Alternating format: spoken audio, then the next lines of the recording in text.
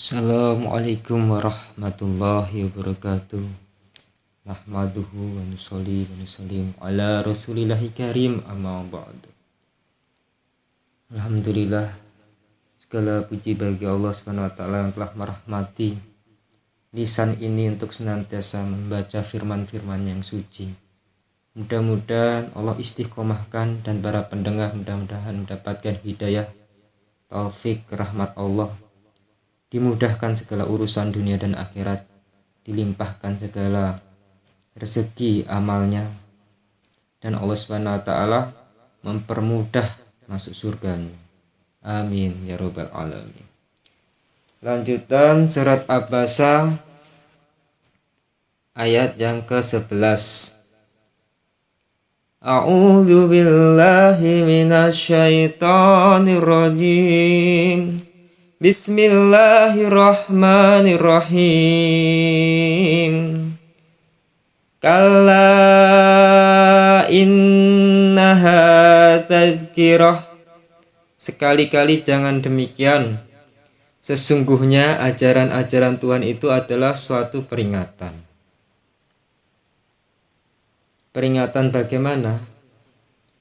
Imam Qatadah, Imam As-Saddi mengatakan sehubungan dengan makna firman Allah Subhanahu wa taala, kala innaha tazkirah. Tazkirah peringatan, ajaran-ajaran yang berupa peringatan itu apa?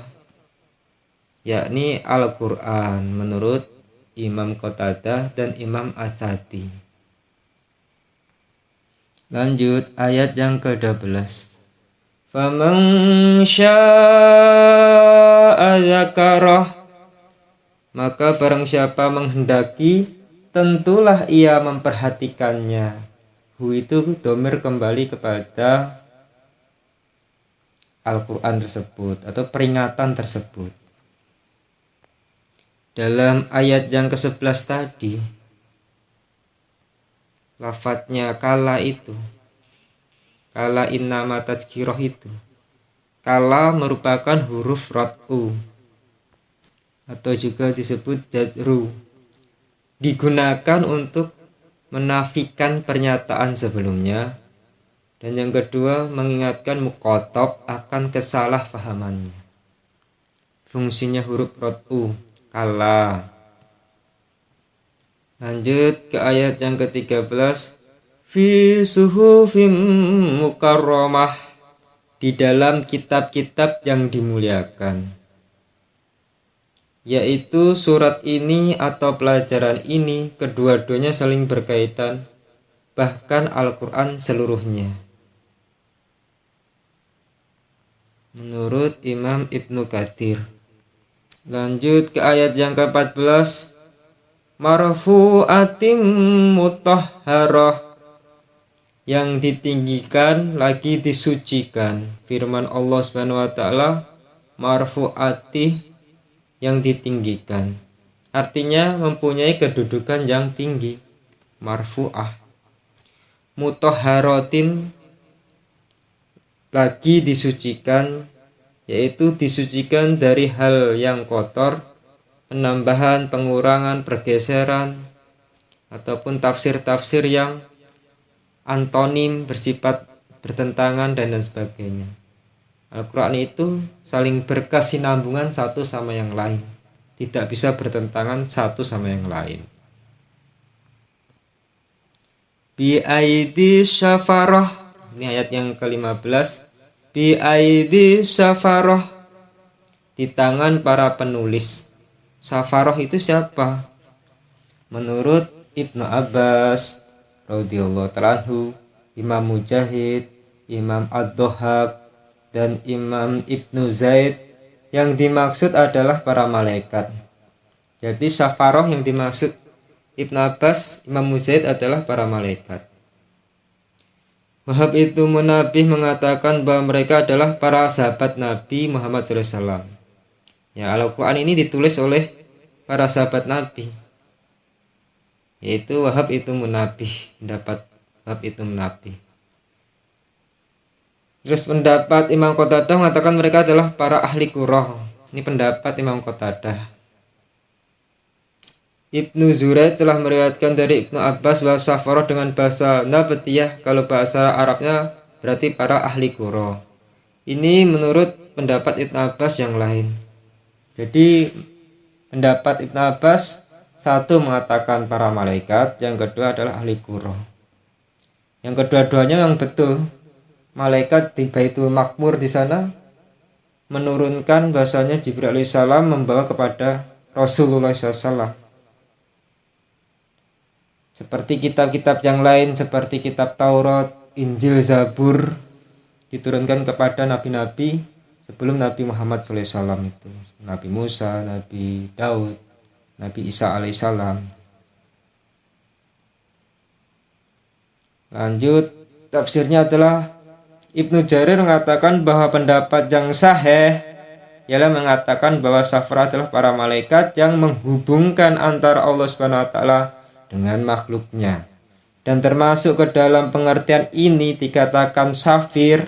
Safir itu artinya apa? Orang yang menghubungkan di antara kedua belah pihak yang bersangkutan untuk tujuan perdamaian dan kebaikan. Hal yang sama dikatakan oleh salah seorang penyair dalam salah satu bait syairnya. Ini tafsir Quran bilughah.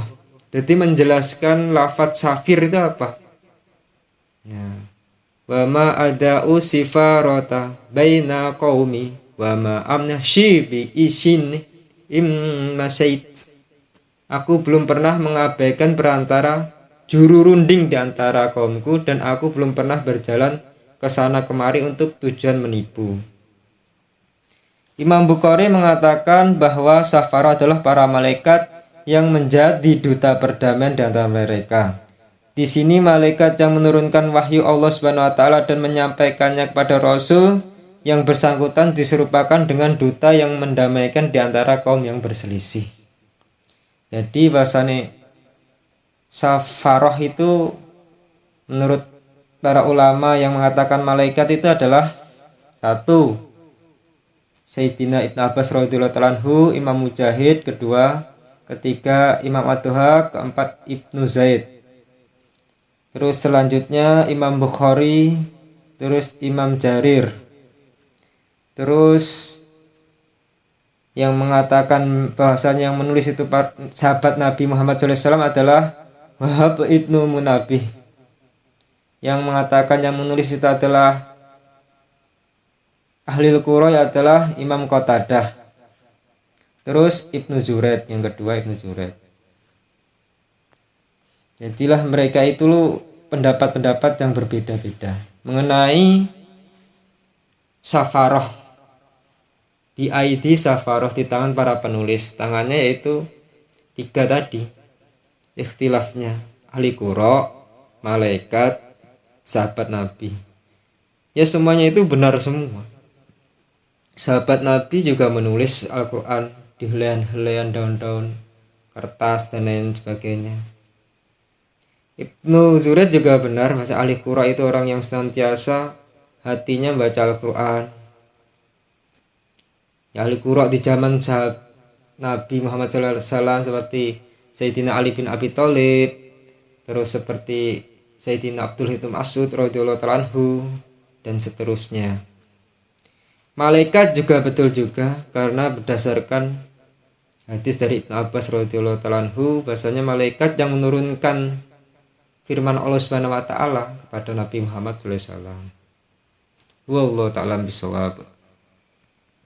Maka perbedaan-perbedaan ini kita gabungkan menjadi satu, menjadi referensi yang sangat kuat, bukan untuk dipertikaikan. Jadi penulis tersebut penulis yang bagaimana? Penulis firman tersebut. Allah Subhanahu wa taala lanjutkan firman-Nya ayat yang ke-16. Kiramim bararah, yang mulia lagi berbakti. Yaitu para penulis tersebut adalah makhluk yang mulia dan berbakti, bukan makhluk yang durhaka pada Tuhan. Itu enggak layak jadi penulis, nanti ada kebohongan-kebohongan. Makanya makhluk yang mulia dan berbakti pada Allah Subhanahu wa taala. yakni diantaranya ahli Qura, para sahabat, dan malaikat tersebut. yakni rupa mereka mulia, baik lagi terhormat, dan akhlak serta sepak terjang mereka berbakti, suci dan sempurna.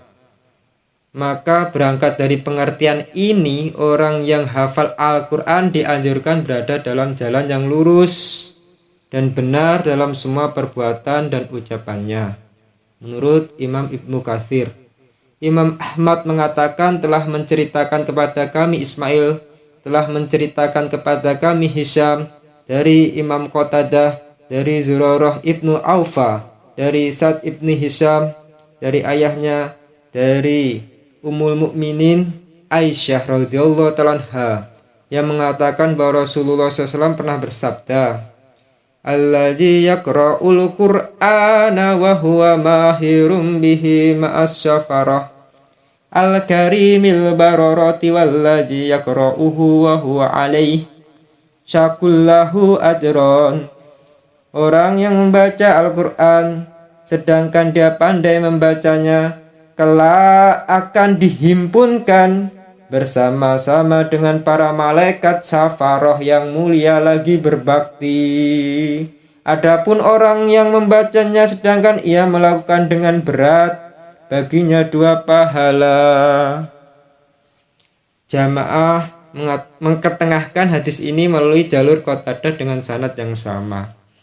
Jadi menurut Rasulullah SAW yang diriwayatkan hadis ini oleh Aisyah radhiyallahu ta'ala anha, bahasanya syafaroh itu siapa? Dan menurut Rasulullah SAW Nabi Muhammad, yaitu malaikat syafaroh yang menulis tersebut. Jadi pendapatnya Ibnu Abbas diperkuat dengan pendapatnya sahabiah, yaitu Aisyah radhiyallahu ta'ala anha, itu Ummul Mukminin, yang mengatakan bahasanya pernah mendengar Rasulullah. Dan pendapat Ibnu Abbas diperkuat juga oleh hadis Nabi Muhammad SAW, yaitu mengenai syafaroh itu adalah para malaikat. Syafaroh,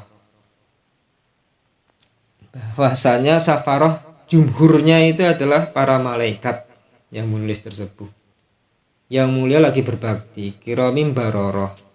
Jadi nggak mungkin kalau manusia mesti ada menentangnya pada Allah Subhanahu wa taala.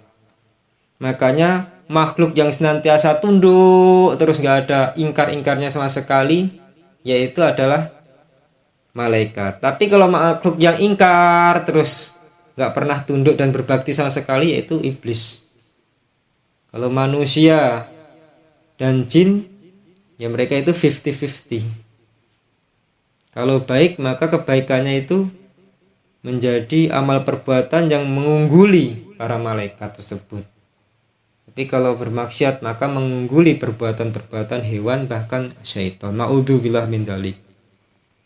Kurang lebihnya seperti itu tafsir Al-Quran surat Abasa. Mudah-mudahan bermanfaat dan menjadi barokah para pendengarnya. Dan Allah SWT senantiasa mengistiqomahkan kita untuk mempelajari Al-Quran, membaca Al-Quran, dan senantiasa dimudahkan jalan kita untuk senantiasa mati husnul khotimah. Mati husnul khotimah. Husnul khotimah mengucap kalimat la ilaha illallah Muhammadur Rasulullah. Amin amin ya rabbal alamin. Maaf, bukan senantiasa, mudah-mudahan mati husnul khotimah maksudnya, bukan senantiasa. Kalau senantiasa itu berulang-ulang, maksudnya senantiasa untuk berbuat baik yang terus berulang-ulang dan sehingga mendapatkan mati husnul khotimah, maksudnya seperti itu. Wallahu ta'ala bishawab.